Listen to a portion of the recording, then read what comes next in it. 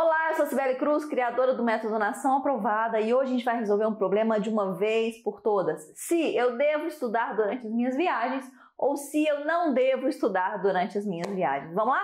Então, se você ainda não se inscreveu no canal, se inscreve, curta também esse vídeo, dê o seu like para ajudar que eu continue produzindo mais vídeos para você. Vamos lá. Qual que é a primeira coisa que eu preciso entender? Eu preciso entender qual que é o objetivo dessa viagem. Como assim, Se? O objetivo dessa viagem é um objetivo para eu me descansar ou é mais um objetivo para eu agradar alguém? Por exemplo, teve uma aluna que recentemente ela falou assim, o meu namorado quer passar o Réveillon com os amigos durante 8 dias. É uma aluna que ela tá num pré-edital. E ela falou assim, mas eu não tô sentindo necessidade de descansar. Só que eu preciso ir, o nosso relacionamento tá um pouco conturbado, porque eu já tô estudando muito, não tô dando atenção pra ele. Então eu preciso ir pra agradar a ele. Então essa viagem ela não vai fazer pra necessidade de descanso dela. Ela vai fazer pra agradar alguém. Primeira coisa que você precisa identificar de todas é se o objetivo dessa viagem é descansar, eu tô precisando descansar, eu tô num ritmo pesado, meus estudos estão pesados, ou não, eu tô indo para agradar alguém, eu tô indo para acompanhar a família, o que quer que seja. Esse é o primeiro ponto, beleza? O segundo ponto que você precisa identificar é qual fase que você está dos seus estudos. Você está numa fase pré-edital ou você está em uma fase pós-edital. E se você está numa fase pré-edital, tá tudo certo, porque a viagem costuma ser mais bem-vinda numa fase de pré-edital. Já se você está numa fase pós-edital, essa viagem precisa ser analisada com cautela. Por quê? Porque às vezes a gente está num período pós-edital, principalmente na pandemia, que o período pós-edital ele se alongou muito mais do que o normal. Alguns concursos foram suspensos depois do edital. Mas ainda assim, às vezes a gente está no período pós-edital, que a gente está estudando tanto, dando tanto de si, a gente está tão preocupado com a prova, tão concentrado naquilo, que a gente fala, cara, eu preciso dar um time. Eu preciso dar um time porque o nosso corpo não é máquina. Chega um momento que o nosso corpo vai precisar de descanso, de lubrificação. Se você está muito nos estudos, você está sentindo que o seu corpo está querendo parar, que seu corpo está exigindo de você um pouco mais atenção pro corpo, o que você tem que fazer? Opa, é o momento de eu dar uma desacelerada, porque senão eu vou queimar a largada e chegando nessa prova eu não vou ter energia, concentração, memória e retenção para eu poder dar o melhor de mim. Muitas das vezes o concurseiro ele quer tanto aquela prova, que na hora da prova, no momento que ele mais precisa, ele não tem energia para entregar. Ele criou a expectativa de que ele funcionava como máquina, o que não é verdade. Então, mesmo estando num pós-edital, você sente que você está numa estafa necessária para você descansar ou não? Não, se está tranquilo, eu consigo levar nesse ritmo, ou não, se eu vou só reduzir o ritmo um pouquinho, porque eu percebi que estava pesado, mas eu vou reduzir um pouquinho, tá? É muito engraçado, porque às vezes na primeira experiência de prova, o concurseiro ele não tem essa ideia, então ele vai com tudo para aquela prova.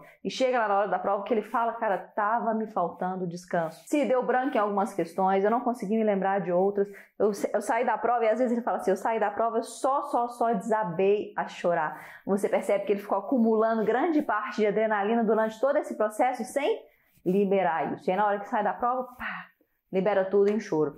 Então, assim, um cuidado que eu tenho muito grande com os alunos que estão no pós-edital é qual que é a capacidade mental de alívio, de tranquilidade que ele tá para chegar nessa prova. Capacidade possível, porque 100% tranquilo a gente nunca vai estar, né? E eu acho até bom, porque a preocupação faz com que a gente dê o melhor da gente por aquilo que a gente quer. O que significa uma preocupação? Fazendo um parêntese nesse vídeo aqui, significa que eu tô lutando por algo que é importante para mim. É a mesma coisa de, se eu pedir para vocês não ficarem preocupados, se eu pedir para vocês não ficarem ansiosos, é a mesma coisa de eu falar para uma noiva ou para um noivo antes de entrar no altar, eu falar, olha, não liga não, é o dia do seu casamento, mas fica tranquilo. Não, isso não vai acontecer, né? Sempre vai ter aquela ansiedade, o dia da prova é o grande dia ali.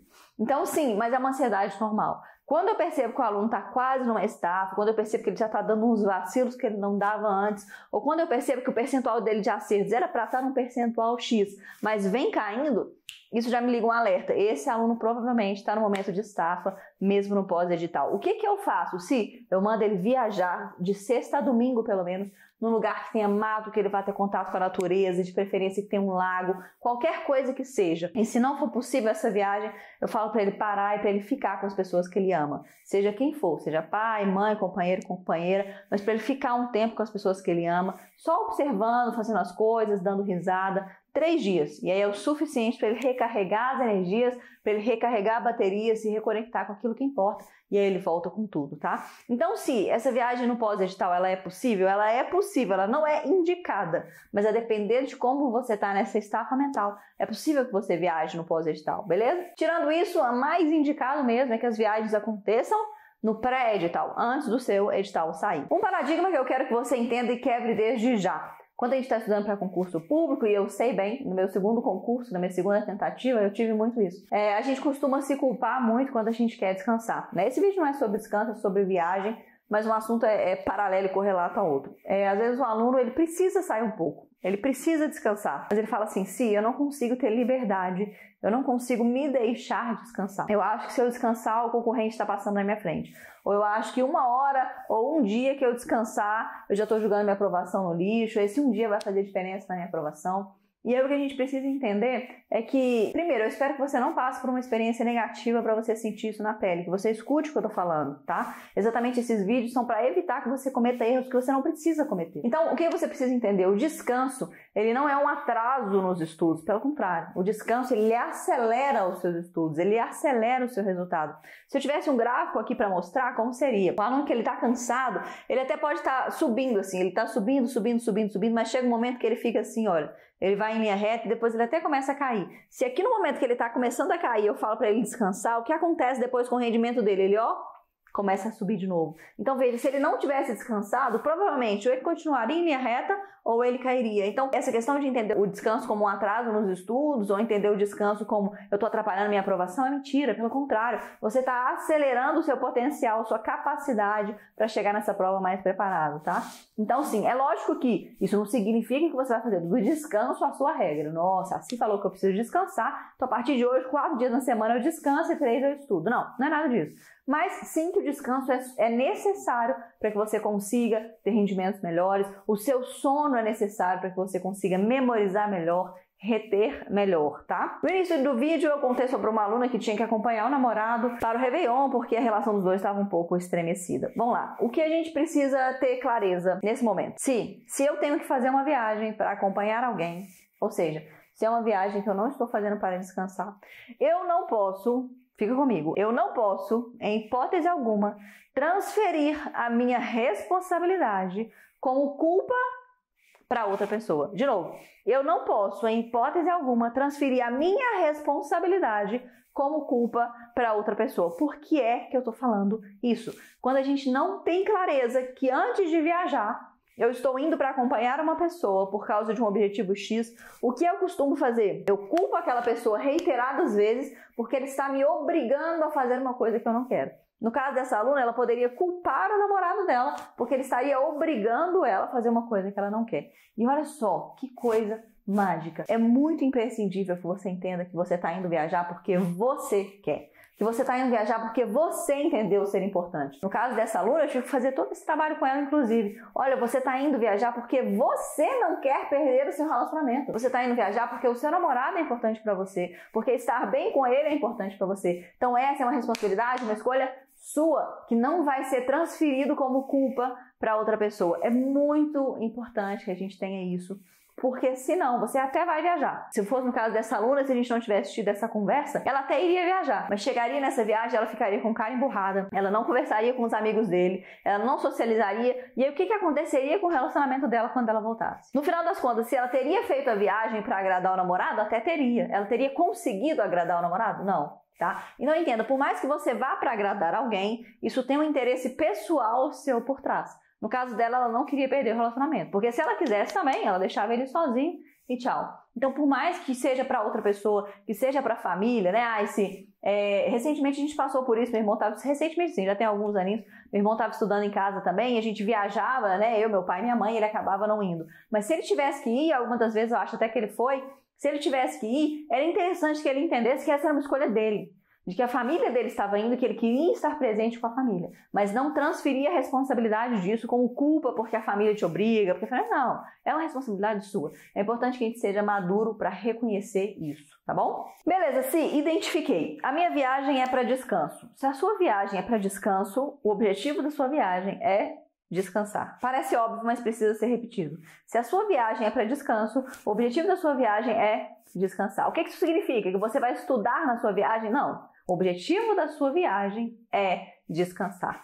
E eu te falo e te adianto desde já. Nos primeiros dias, você vai ter dificuldade de ficar só descansando. Você vai achar que você está à toa demais, que seu tempo está sendo desperdiçado, vai se sentir um inútil no primeiro dia. No segundo dia você continua achando isso, mas já começa a prestar um pouco mais de atenção nos arredores. O seu olhar está tendo estímulos visuais diferentes, né? Você está num lugar que você nunca foi, vendo pessoas que você nunca viu, e aí você já começa a ficar e entra um pouco naquele clima da viagem. No terceiro dia você já está mais na viagem do que se culpando, e depois a partir do terceiro você já começa a aproveitar a viagem. É muito difícil que o aluno fale assim, sim, eu viajei para descansar, mas desde o primeiro dia eu já desliguei 100% dos estudos e já descansei. Esse caso é muito raro, tá? Pode acontecer, mas é raro. Na maioria das vezes, nos primeiros dias ele fica um pouco culpado e depois ele mesmo percebe o quanto está sendo bom e positivo descansar para ele e ele se permite fazer isso. Mas, de novo, se a sua viagem tem o objetivo de descansar, você vai descansar, não vai estudar, beleza? Show, sim, mas eu identifiquei aqui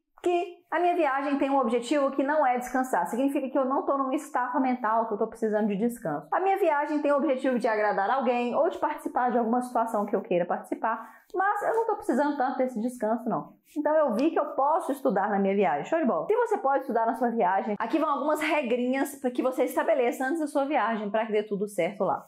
Como assim dê tudo certo? Se você estabeleceu que a sua viagem é uma viagem que você quer estudar por algum momento, se você não estabelecer essas regras antes de sair de onde você está aí, chances são de que você não vai conseguir estudar lá. E aí vai acontecer um fenômeno que é um dos piores fenômenos que pode acontecer em qualquer viagem. Primeiro, você não descansou porque você ficou culpado porque você tinha que estudar. Segundo, você não estudou porque você não se organizou para estudar. E é esse fenômeno que a gente vai evitar a qualquer custo. Veja que desde o início eu estou falando que as viagens têm duas opções, descansar ou acompanhar alguém. Se você for acompanhar alguém e quiser estudar lá, é isso que eu vou te ensinar a fazer aqui agora, tá? A gente não tem a opção, veja bem, vem comigo, a gente não tem a opção de viajar com o intuito de estudar e acabar não estudando. A gente não tem essa opção, beleza? Vamos lá, qual que é a primeira coisa que eu preciso estabelecer? Primeira coisa que você precisa saber quando você sai de onde você está para viajar é que você precisa levar para a viagem uma meta específica e muito possível. Vamos lá, uma meta específica e muito possível. Por que uma meta muito possível? Sim, porque tem que ser uma meta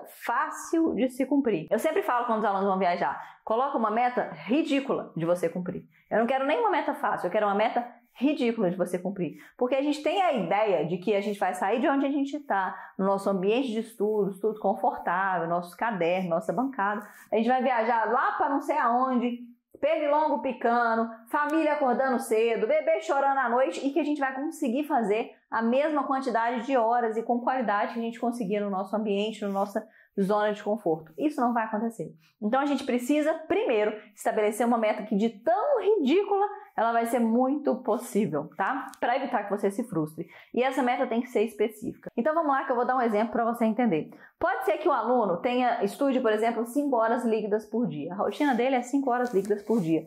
Ele vai com a família para uma praia, por exemplo, tá? Já sabe que a família é mais barulhenta, a tia vai junto e tudo mais, aquela coisa. A família costuma acordar lá para as 9 horas da manhã.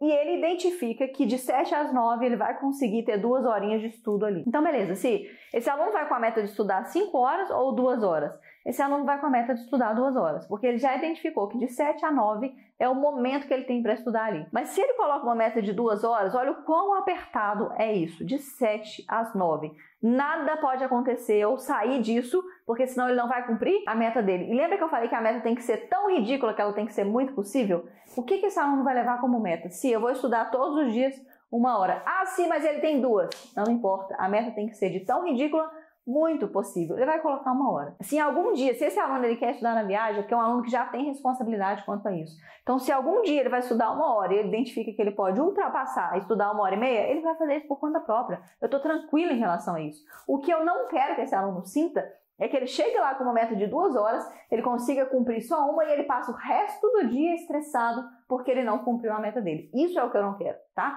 Porque senão ele não vai fazer nenhuma coisa nem outra. Entenda, pessoal, viagem, por mais que não seja no intuito de 100% descansar, mas é um momento que a gente tem pra gente estar com outras pessoas que a gente gosta, pra gente estar e aproveitar lugares que a gente não vê há muito tempo ou que a gente nunca viu. Então não deve ser um momento pra você levar toda a sua carga horária pra sua viagem. Teve um aluno que foi até muito engraçado, ele falou assim, ele estudava 6 horas líquidas por dia, pensa bem, ele ficava quase o dia inteiro dentro do quarto. E ele falou assim, sim, eu vou pra Disney com a minha família, eu vou passar, se não me engano, acho que era 10 dias na Disney, uma coisa assim. E a Disney tem uma rotina de parques que é uma rotina intensa, né? Se você vai conhecer um parque, você sai cedo, você volta tarde muito cansado. E ele queria levar pra Disney as mesmas 6 horas líquidas que ele fazia aqui. Eu falei, olha, você pode até levar, mas assim, é melhor você ficar aqui, porque senão o que vai mudar é que em vez de estudar em solo brasileiro, você vai estudar em solo americano, porque você não vai conhecer a Disney. Vai ficar toda a sua família passeando e você não vai ver nada. Eu tive que trazer ele um pouco pra realidade, para ele entender que realmente o que ele faz aqui não seria possível que ele fizesse lá, tá? Então é importante que você estabeleça uma meta específica e que essa meta específica que você determinar no seu dia